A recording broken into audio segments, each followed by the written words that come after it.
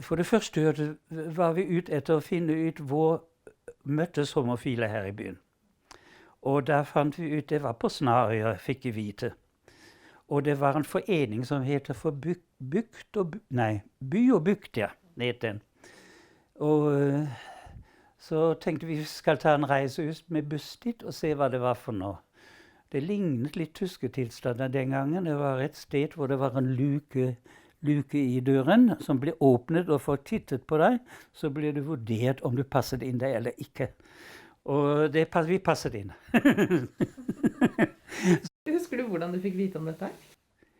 Nei, det er jeg veldig usikker på. Hvordan Nei, altså det vet jeg faktisk ikke.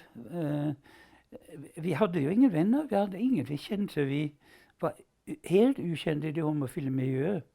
Så det kan tenkes at min venn som da jobbet som frisør, og han var jo åpenlyst homofil, og damenes kanskje han fikk et tips derfra. Det er jeg ikke sikker på. Men i hvert fall fant vi det stedet, og så var det ute, var det veldig koselig da. Det er jo virkelig. Og da ble jeg liksom interessert etter hvert i den jobben vi hadde foran oss. Jeg fant ut at det var en jobb å gjøre her. For det gikk ikke an å bare leve ut i det blå. Så vi hadde jo samme paragrafen som i Tyskland her, og så ble jeg medlem der i det NFO før. Man måtte bli anbefalt den gangen, tror jeg, å bli medlem der. Det var litt hemmelig. Ja.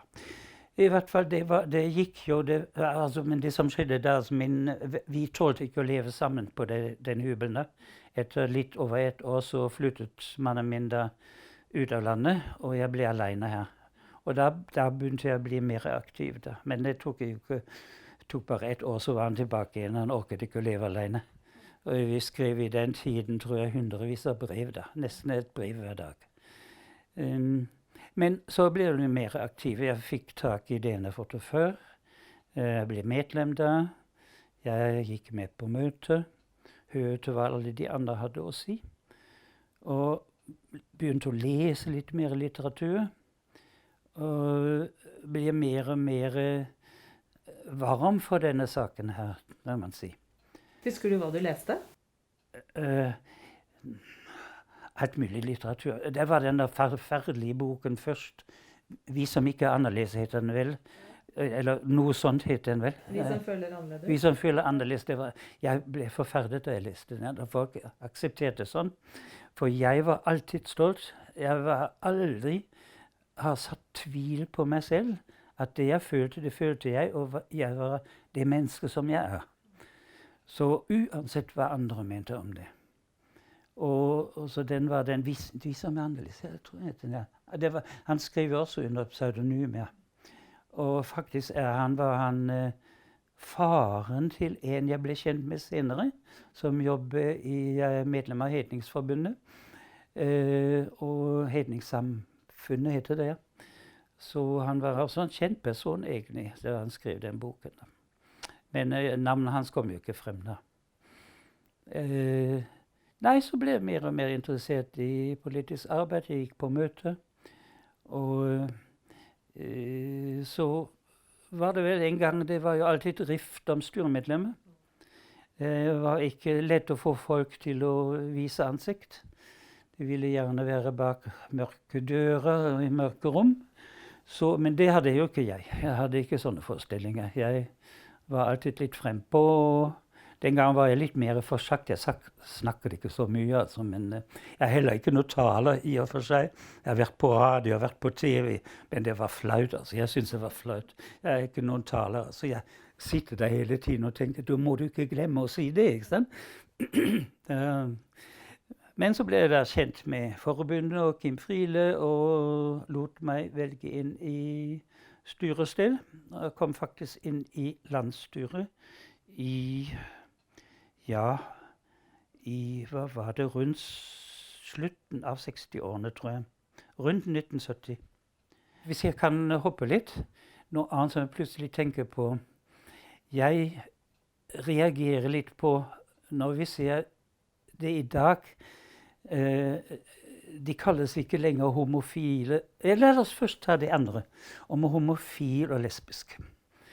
Det var jo allerede den gang ble det en krangel eller en diskusjon i forbundet om hvordan skal vi kalle oss.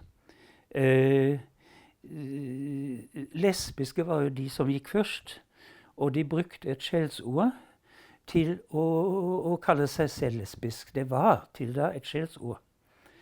Og det var jo også blant kvinner da, i hvert fall de kvinner jeg hadde kontakt med, ikke så veldig ønskelig å kalle seg lesbisk. Det ble sagt jeg er homofil og ikke noe annet. Men vi var egentlig enige at dette var sterkt at kvinner kalte seg lesbiske. At de brukte et skjellsord og gjorde det til noe godt. Og da tenkte vi det må også gjelde for gutter. Og da gikk vi i gang, vi 3-4 var det, og dannet da den der Superligaen. Det var deg, og så var det... Hans Petter Harbo, Martin Strømme, og så var det en til. Jeg kommer nå på navnet. Og da laget vi ikke et flagg. Vi var virkelig aktive. Vi gikk i 1. mai-tog og til bekymring for andre, ikke sant? De var ikke noe særlig begeistret for det hos guttene. Å bli kalt sope, det var det verste vi kunne gjøre, altså. Det kunne de ikke være med på, ikke sant? Vi tok det bare morsomt, altså. Vi vekket jo folk gjennom det. De ble vekket til å tenke. I hvert fall tenke, selv om de tenkte negativt, så tenkte de. Og det var egentlig formålet vårt, ikke sant? Blant også den parolen vi gikk med, ikke sant? Homofile ser ut som folk flest, for det ble et slagord den gangen, spesielt fra AOF. Homofile er som folk flest. Og vi vil ikke skille oss, vi vil behandle som alle andre, vi vil ikke skille oss ut, selv om vi gjør det jo faktisk seksuelt. Og det som folk ikke aksepterer oss, det er jo vår seksuelle orientering. Det er ikke at vi er glad i mennesker av samme kjønn, men at vi har sex med dem. Det er det som er problemet. Og det er det fremdeles i dag. Det er ikke så veldig stor forskjell. Selv den